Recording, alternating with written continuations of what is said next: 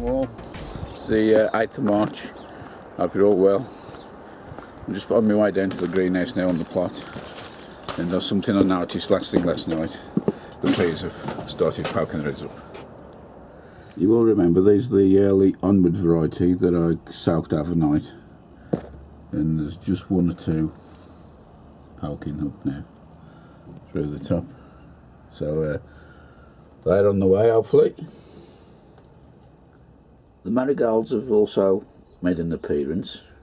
It's not surprising really because they germinate really quick, but one thing which is noticeable on a number of trays, despite all the cool weather we've had, the compost seems to be drying out quickly, so a word of warning, just keep your eye on the water. Even though it's cold, the soil is still drying out. There's a quick look at the planting list, what I've got inside the greenhouse on the allotment. As you can see, the manual additions are at the bottom.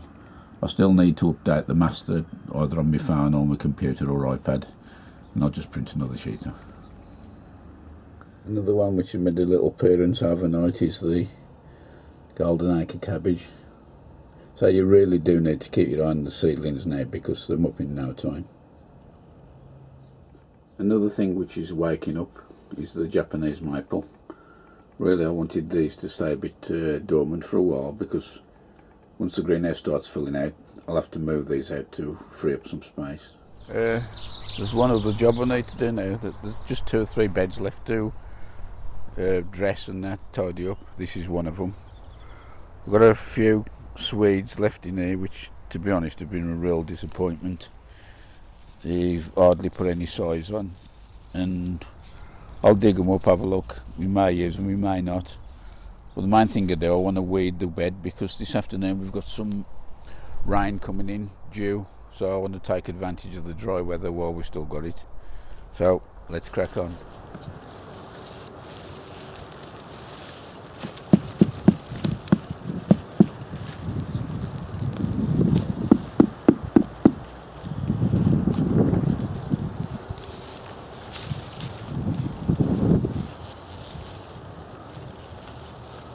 That's the best we could manage for this year, and as you can see it's a bit of a poo show, so I'm better off out.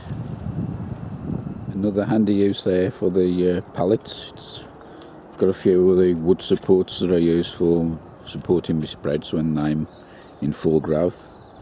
There's a couple of PVC window boards and all that I'll probably use sometime or another.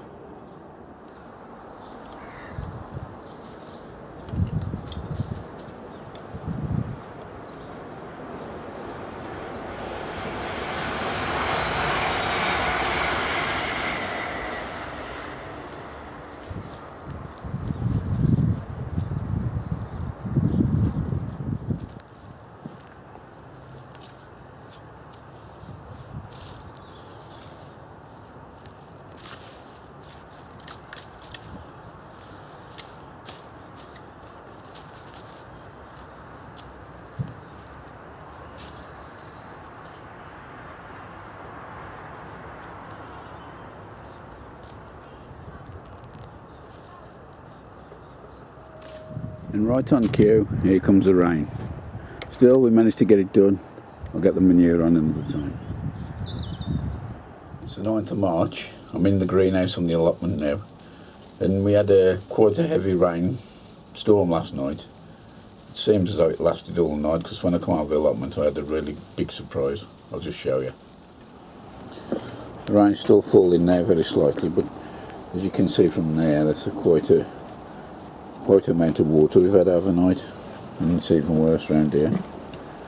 Now there's probably 3 or 4 inches if you got me wellies on, unfortunately, and as you can see, just sodding all the way along.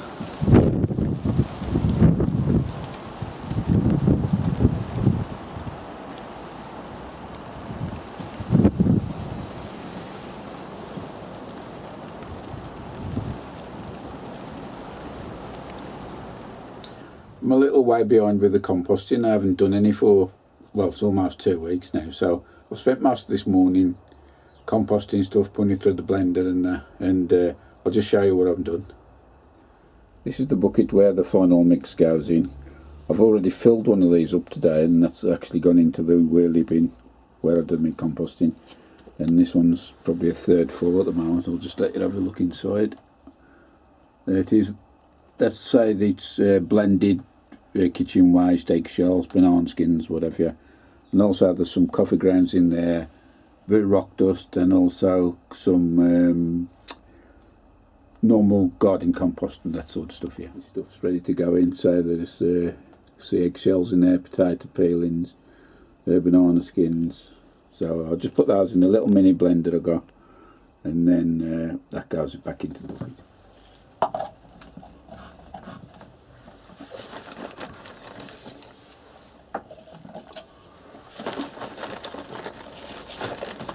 So most of this is just kitchen waste, peelings, stuff like that. And I've also got a bit of bread crust, which has gone a bit soggy, and that. Put that in, use that, blend that up, it'll all go down in the same way.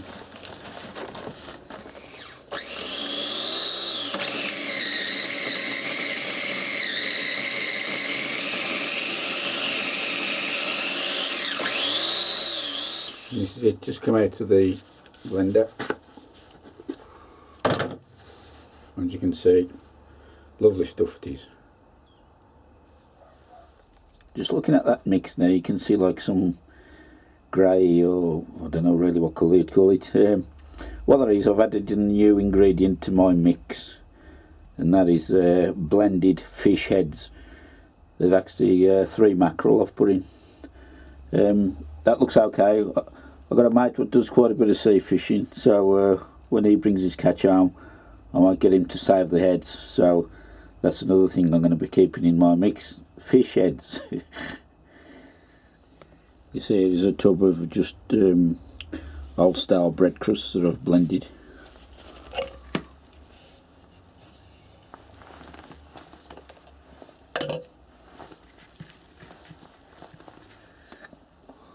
Looks alright, that does. And that's what it looks like when it's all mixed together in the bucket. Now that's another half bucket ready to go into the wheelie bin. It's Saturday morning. I'm just in the greenhouse now. It's just coming to 8 o'clock. The sun's just coming up, and I'm taking the covers off the plants for the day, because very shortly I'm leaving to get on my way to the edible garden show. But first of all, I've got to do a little detour and pick a friend up of ours. Surprise for you here. We can't get in the door. Morning. And here he is. Look who it is. You ready? I am. Let's go. Okay, let's go.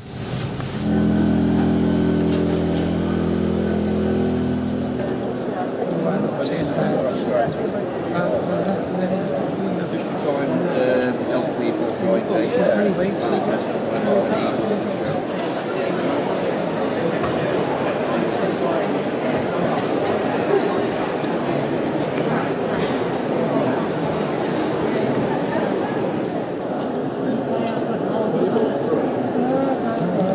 No, I'm keeping mine. That's all right.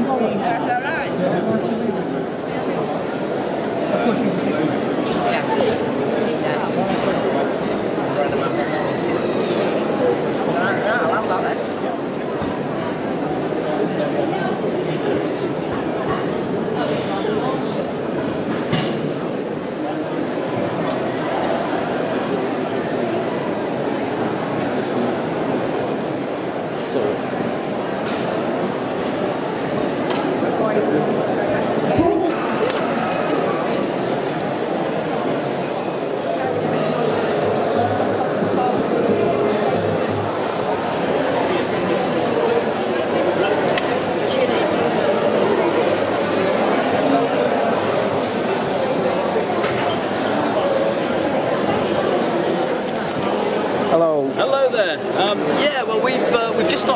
planting our chilies for this year. We've been growing them from seed since probably about the first week in January. Do you grow them under lights? We grow them under lights. We've got a special propagation shed built with, we fit 10 of our big propagators in there, with automatic watering systems and feed systems and all that in there.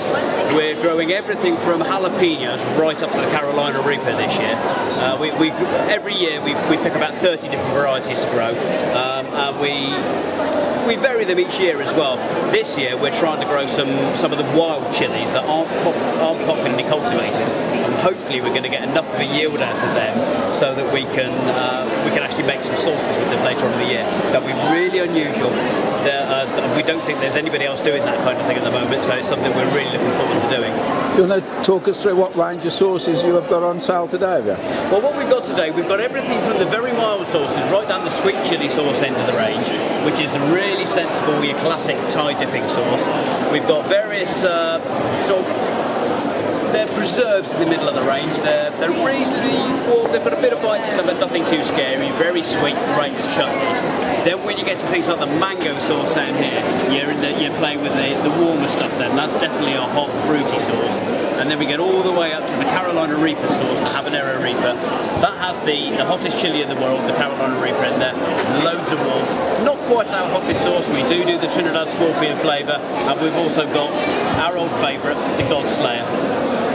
Sacrilegious, incendiary, and a little bit rude as well. And where can our viewers find your website? Our website is, at the moment, it's at www.justchilies.co.uk. Okay, thanks very much for your Thank time. you very much.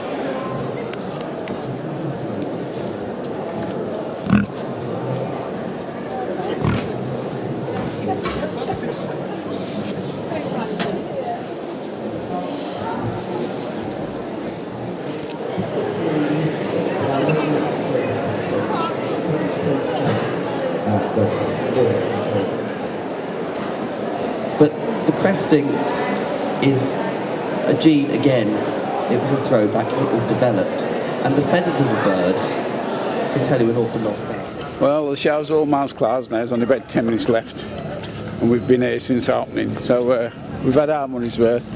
Really enjoyed it, met a lot of good YouTubers on there, and some nice bargains on it as well, cheap seeds. Jamie's here, I think he's as tired as me. Yeah, long day. What you bought, Jamie? G6, 100% natural fibrous fertiliser. Oh, that's it. Recommendations are Nigel. Hey. So that's it for this one, folks. I'll see you later. Bye for now. Well, it's the morning after the day before, and as you saw there, the day before was the edible garden show. I must say, we had a fantastic time, me and Jamie did. It was a long day. I picked him up around about 8:30, and we had a good run down the motorway, not much traffic. In fact, we got there 9:20. We managed to sneak into the show a bit early, and caught up with Sean and Vivi on their stand, and they was kind enough to let us dump our luggage, bags and any swag we purchased during the day in there, so we hadn't got to lug it all around with us. And used that as a base, really, where most of the people seem to know, because there's always, every time we return back there's always a dozen people around chatting, and the fellow YouTubers. The first people we come up with was Julie and Marine, and I just turned around and looked, and there was two camcorders heading towards me. It's like two snipers, and we had a little chat with them before we moved on. I was on the seed stand and I saw this face, and I thought I recognised that face, and it was Pete Edwards, and he hadn't got his hat on, so I didn't quite recognise him. Sorry about that, Pete. But you could always tell the YouTubers, because there was people walking out that always got a camcorder stuck up to the face, and 9 times out of 10 it was somebody who was off YouTube. The next one I saw with the camera was Tony Kane. Blimey, that bloke's massive. he's a big guy, but a really nice chap. Me and him had a good natter for a while, and we got a bit of banter, and he's a nice bloke, Tony. But he's a huge bloke. It's hard to justify people's size and that on the camera, but I was amazed really how big he was. Then we met him up with Aaron and his daughter Libby. We caught up with them and had a nice chat with them. And during the day, we was moving around the show and we was always bumping into people. Julie spoke to a lady, and I'd seen her commenting on it before, Sunrise 7, I think her name is on YouTube, but I never got the chance to catch up. One thing I regret not doing is getting some photographs with the people I met, so we could give them a shout out on here, because it was really, that was one of the highlights of the visiting the show. Obviously the stands and that was good, but I enjoyed talking to the different people who watch, and it was nice to listen to what they thought of the channels and that. Met up with Liz, the little urban Armstead, saw her out a few times wandering around, and who else? There was another guy, he'd actually flown in from Dublin. He watches the channel, and we were really interested with him, because I'd talking when I'd been over to Dublin and that, but he obviously knew because of the channels, the gardening channels, and he recognised me straight away, and he couldn't add a word. But so I do wish I'd have took a few more photographs and that there. One more shout out, there was a really nice family from a place not far from where I live actually. It's Arley, which is in the Severn Valley, right along the River Severn between Bridgenorth and Bewdley, and I know the lady's sister watches the channels as well, so hello if you're watching. And what happened with them, her husband showed me their allotment, and he filmed it on the phone. Lovely plot and good video, so if you're watching this, get it up on YouTube, get a channel started, because we'd like to see that. I then took them round to introduce them to Mick Pulteney to talk about a bit bed soil, and of course Mick just went into overdrive, and he's very passionate about his garden, and he's got his own unique black country twang, which some people find it hard to get the gist of, but I found I was alright, I was okay with it. Anyway, during the course during the day, we really enjoyed it. We met up with a lot of people, and we eventually left. Me and Jamie left about 4:45, I think it was. It's a pity. I know the show's over 3 days, and there's rumours that it's going to be 2. It's a pity we couldn't have all met up on the same day, because I know there's people went on the Friday. I know Tony and Brian went, and Sunday today. I know Jane Kelly's going today, and probably some others. So it would have been nice to catch up with them as well. So we left about 4:45, and just let the 10:15 from Manchester to Wolverhampton get past. That's it.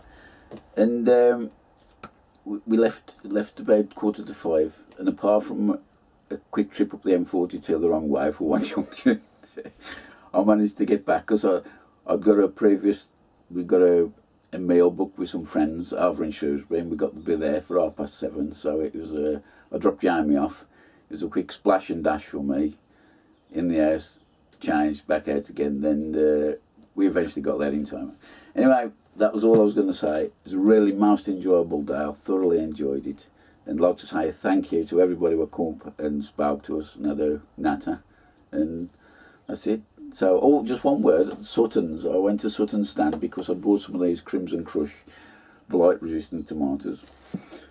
There's about £4 a packet, and there's only 10 seeds in, so when I put them into Germinate, I put them on my sand bed, bottom heat, about 18 degrees. When only 4 come up, I was very happy, because at a pound a seed, that's expensive. Anyway, when I went onto the Sutton stand, they was most apologetic, and they give me a fresh pack of seeds to try, so I'll be popping them in soon. Jamie's been down this morning. He's dropped me a couple of pallet collars off, which I think I'm either going to use for my comfrey bed or possibly put rhubarb in. I'm not sure yet. So the sun's shining, looks like it's going to be a nice day. So I'm going to call this one quits for this one. Thanks all for watching. Thanks again to all the viewers who was at the Edible Garden Show and come to say hello. And I'll see you in the next episode. Bye for now.